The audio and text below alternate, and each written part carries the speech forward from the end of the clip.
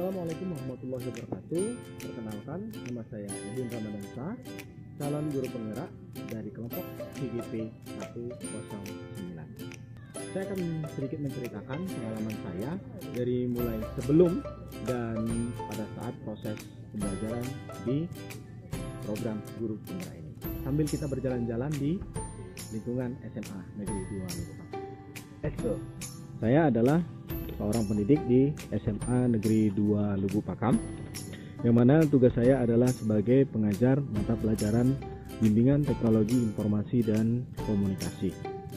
Tugas saya di sini adalah bagaimana teknologi informasi dan komunikasi ini bisa berkembang di sekolah di mana tempat saya bekerja. Sebagai pendidik, saya percaya bahwa murid adalah objek. Nah, pada situ murid saya anggap sebagai objek yang hanya dapat menerima ilmu pengetahuan yang sebenarnya sudah ada pada dirinya berdasarkan pengalaman praktik yang dimilikinya, yang didapatnya mungkin dari keluarga, lingkungan, dan sekolah pada tingkatan sebelumnya.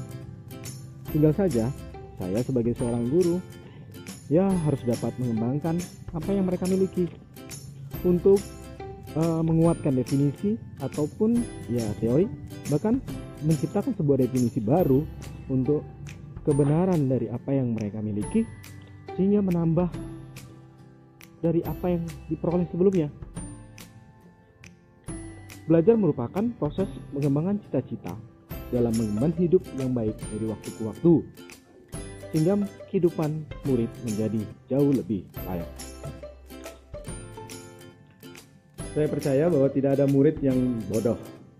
Lebih tepatnya, murid yang belum tahu. Dan tugas saya sebagai seorang guru adalah memberitahu apa yang belum diketahuinya. Dalam prosesnya memang membutuhkan sikap positif yang membuat murid percaya bahwa saya adalah seorang guru. Nah, itu poinnya.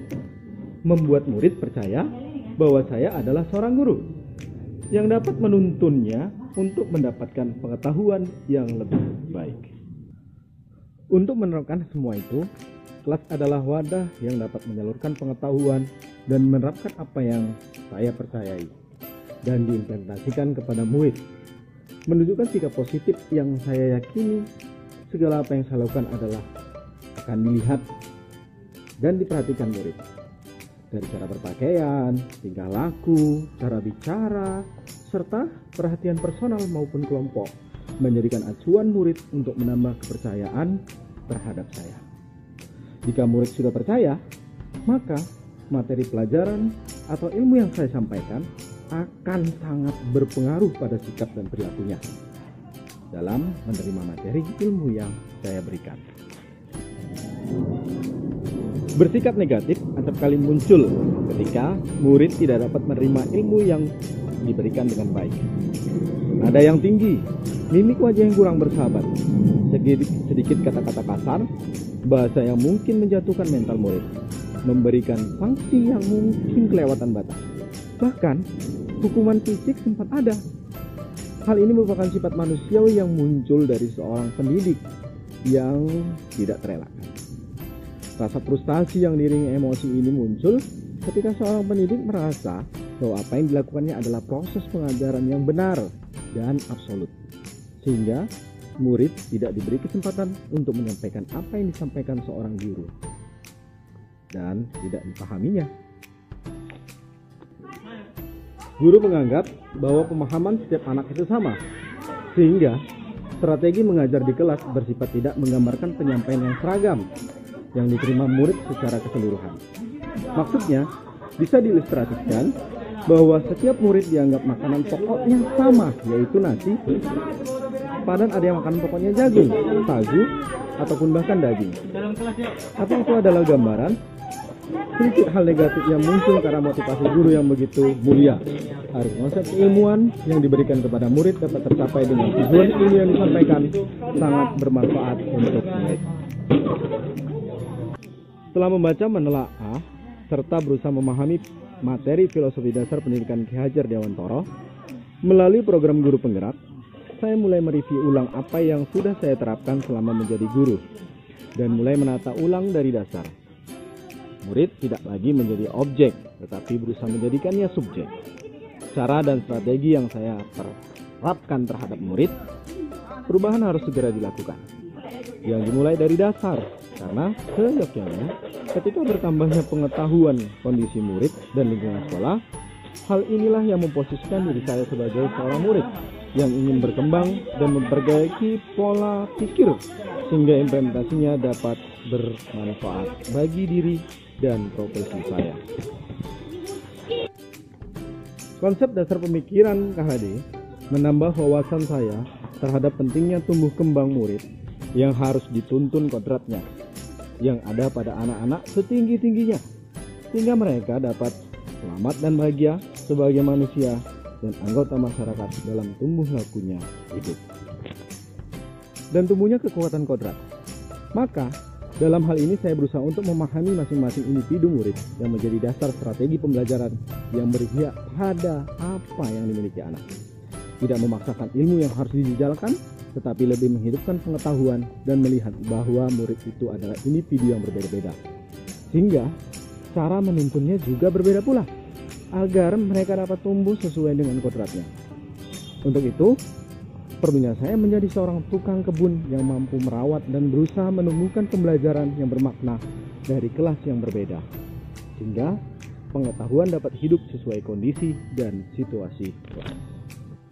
Agar semua itu dapat berjalan, maka saya harus menyiapkan peralatan yang sesuai dengan kondisi murid, menerapkan praktik-praktik baik yang menunjukkan olah cipta, rasa,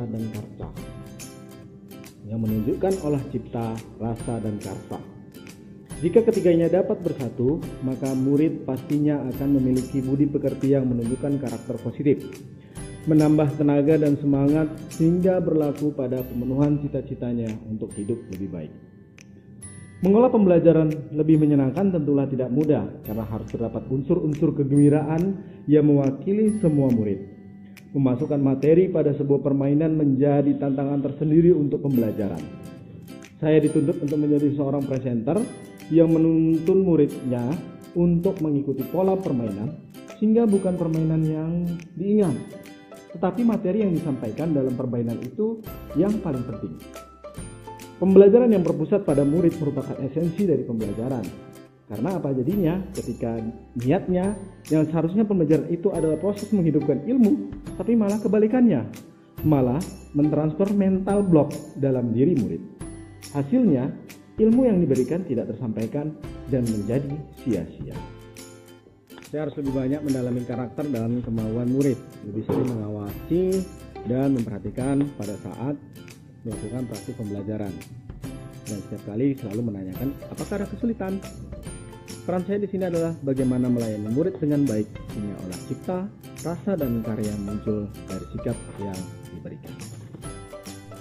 Baik, itu tadi bagaimana pengalaman saya. Semoga konsep ini dapat mendarah daging dalam cara saya menerapkan pengetahuan, karena pada prosesnya kondisi psikologi mental dan emosional acap kali menguasai atau masuk secara tiba-tiba pada saat pembelajaran, sehingga saatnya harus selalu menyadarkan diri dan kembali pada dasar pembelajaran, sehingga seorang yang profesional akan tahu di mana dia sekarang sedang berdiri. Ala bisa karena biasa. Assalamualaikum warahmatullahi wabarakatuh. Salam guru penggerak.